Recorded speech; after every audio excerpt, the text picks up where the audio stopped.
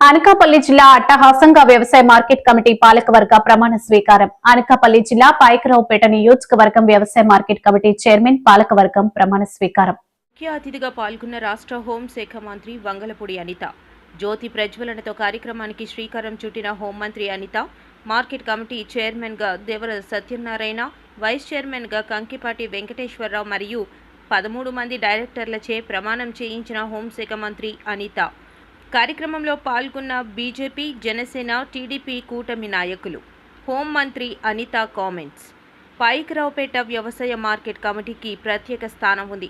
August 2 Annadata Sukhibhava కార్యక్రమం ద్వారా మొదటి విడత రైతుల ఖాతాలకు జమ. పాయకరావుపేటకు తెలుగుదేశం పార్టీ పోరాటం ద్వారా ప్రత్యేక కమిటీ ఏర్పాటు. అన్ని వర్గాల రైతాంగానికి అండగా మార్కెట్ కమిటీ. మార్కెట్ యార్డ్లో కోల్డ్ స్టోరేజ్, గోడౌన్ ఏర్పాటుకు కృషి. మార్కెట్ యార్డ్ అంటే పశు క్రయ విక్రయాలే కాదు, రైతాంగానికి సహకారం అందించేదిగా ఉండాలి. పార్టీ కోసం పనిచేసిన వారికి ఎప్పుడూ గుర్తింపు ఉంటుంది. దాని పేర 3 విడతలుగా మొదటి విడతలుగా ప్రతి ఒక్క రైతు అకౌంట్ లోకి కూడా 7,000 రూపాయలు జమ చేయడానికి ఆగస్టు 2వ తారీఖు కూడా ఈ రోజు ముహూర్తం కుదిరింది. అది కూడా ఈ రోజు ఇదే వేదిక మీద చెప్పుకోవడం అనేది నిజంగా ఒక మంచి శుభపరిణామం కింద భావించాలి. ఈ రోజు రైతులు ఎంతో కష్టపడతారు. రైతులకి కంపల్సరీగా మనం సపోర్టివ్ గా ఉండాలి అని ఒక మార్కెట్ యార్డ్లు ప్రవేశపెట్టి మార్కెట్ యార్డ్ల ద్వారా వాళ్ళని ఇంకొంచెం ప్రోత్సహించాలని మనం చూస్తూ ఉంటే లాస్ట్ 5 సంవత్సరాలు మీకు తెలుసు, కనీసం మార్కెట్ యార్డ్ ఎక్కడుందో కూడా ఎవరికి తెలియదు. మార్కెట్ యార్డ్లు ఏ పనులు చేస్తారో కూడా ఎవరికి తెలియదు. నేను ఎమ్మెల్యేగా ఉండేటప్పుడు రంగనాయకులు ప్రెసిడెంట్, తర్వాత మా వైస్ చైర్మన్ గా మా మహేష్ రెడ్డి గారు ఉండేవారు. అప్పుడు నేను పోరాటం చేసి మీ మార్కెట్ యార్డ్ మీదే, మా మార్కెట్ యార్డ్ మాదే అని చెప్పి ఆ రోజు పోరాటం చేసి పాయకరావుపేట నియోజకవర్గానికి సెపరేట్ గా మార్కెట్ యార్డ్ తీసుకొచ్చామంటే ఆ రోజు తెలుగుదేశం పార్టీ హయాంలోనే ఈ మార్కెట్ యార్డ్ నియోజకవర్గానికి సెపరేట్ గా తీసుకొచ్చుకోవడం జరిగింది. ఆ తర్వాత నుంచి ఆ లాస్ట్ 5 సంవత్సరాలు మార్కెట్ యార్డ్లు ఎవరో తెలియదు, మార్కెట్ యార్డ్లు ఏం చేశారో కూడా తెలియకుండా పోయింది. ఈ రోజు నేను లోపలికి రాగానే చూసా, నిజంగా మంచి ప్రాపర్టీ 4 ఎకరాల 80 సెంట్లు దగ్గర ఈ మార్కెట్ యార్డ్ అంతా కలిపి. ఇప్పుడే మీకు చూసిన వెంటనే అనుకున్నా దీన్ని ఎట్టి పరిస్థితుల్లోనే డెవలప్ చేయాలి. ఎందుకంటే సుమారుగా ఇకున్న రైతాంగం మనకి వరి పంట ఎక్కువగా ఉంటుంది, పల్సెస్ ఎక్కువగా పండిస్తారు. ఒక పక్క తమలపాకులు రైతులు ఉన్నారు, ఒక పక్క నుంచి కూరగాయలు పండించే డొంకాడ ఆ ఏరియా అంతా చూస్తే కూరగాయలు ఎక్కువగా పండించే ప్రాంతం ఉంది. మనకి మామిడి, జీడి మామిడి కూడా చాలా ఎక్కువగా పండించే ప్రాంతాలు ఉన్నాయి. కొబ్బరి ఇవన్నీ కూడా చాలా ఎక్కువగా పండించే ప్రాంతాలు ఉన్నాయి. వీళ్ళందరికీ కూడా నేను లాస్ట్ టైం చెప్పేటప్పుడు తమలపాకుల రైతులు కానీ, ఒక పక్క టమోటా పండించే రైతులు, వీళ్ళందరూ కూడా కనీసం స్టోరేజ్ చేసుకోవడానికి ఇక్కడెక్కడ ఎక్విప్మెంట్ లేకుండా పోయింది. అంటే కనీసం ఇక్కడ వాళ్ళు పండించిన పంటను స్టోర్ చేసుకొని అక్కడ రైతుడికి ధర వచ్చినప్పుడు తిరిగి తీసుకెళ్లి అమ్మే పరిస్థితి లేకుండా పోయింది. దీనికి ఈ రోజు ఇక్కడ వచ్చిన తర్వాత మళ్ళీ వీరికి ఏదో కానుక ఇవ్వాలి కదా మరి నేను వచ్చిన తర్వాత మార్కెట్ యార్డ్ వాళ్ళకి. కాబట్టి మీ అందరి తరపున చెప్తున్నా, ఇక్కడ ఒక కోల్డ్ స్టోరేజ్ కూడా ఏర్పాటు చేసే బాధ్యత నేను తీసుకుంటాను మార్కెట్ యార్డ్ లో.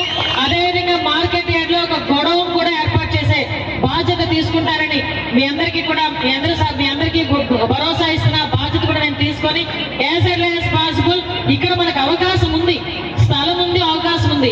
మార్కెట్ యార్డ్ అంటే పశువులకి సంబంధించి ఇక్కడికి వచ్చి క్రయ విక్రయాలు జరగడం కాదు, ఇంకా ఎక్కువ యాక్టివిటీస్ జరగాలి, రైతులందరికీ ఉపయోగపడాలి.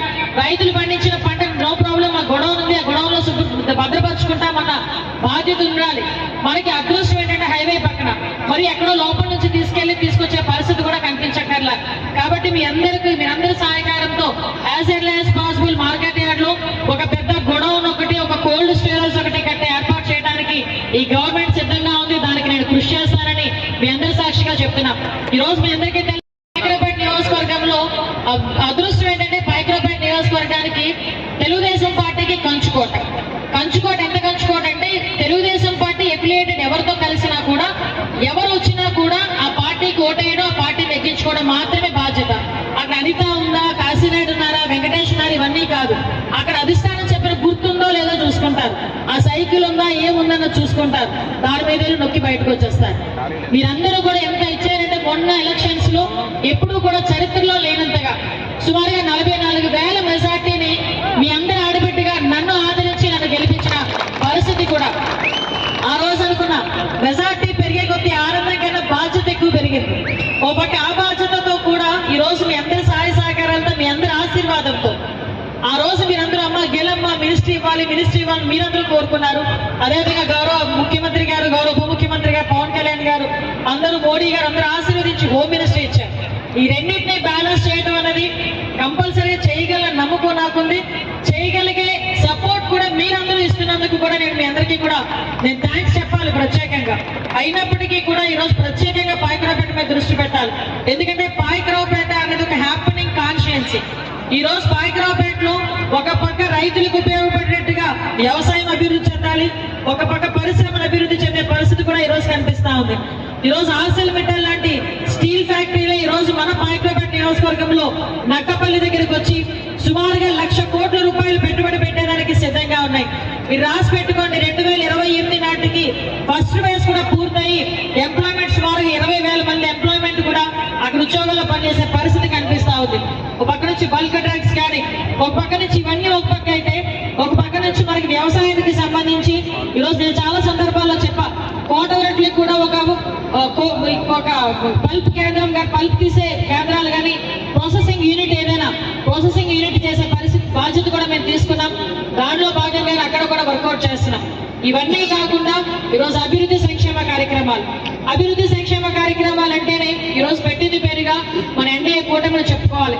ఈ రోజు వాళ్ళు చేసిన తప్పిదాలు ఒకటి బయటకు వస్తా ఉంటే, వైఎస్ఆర్సీపీ చేసిన తప్పిదాలు ఒకటి బయటకు వచ్చి వాళ్ళందరూ కూడా ఈరోజు జైలుకి వెళ్తా ఉంటే, జగన్మోహన్ రెడ్డి భయపడి తిరిగి ఎటువంటి నెపాలు వేయాలో తెలియక కొంతమంది చేత బయటకు తీసుకొచ్చి బూతులు తిట్టిస్తాడు, కొంతమంది చేత బయటకు తీసుకొచ్చి సంక్షేమ కార్యక్రమాలు అందట్లేదని చెప్పి లేనిపోని అబాండాలు వేసే పరిస్థితి.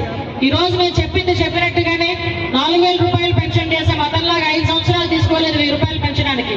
3,000 రూపాయల నుంచి 4,000 రూపాయలు వెంటనే చేసి ఈరోజు ప్రతి ఒక్క దగ్గర కూడా పెన్షన్ 4,000 రూపాయలు ఇంటింటికి వెళ్ళి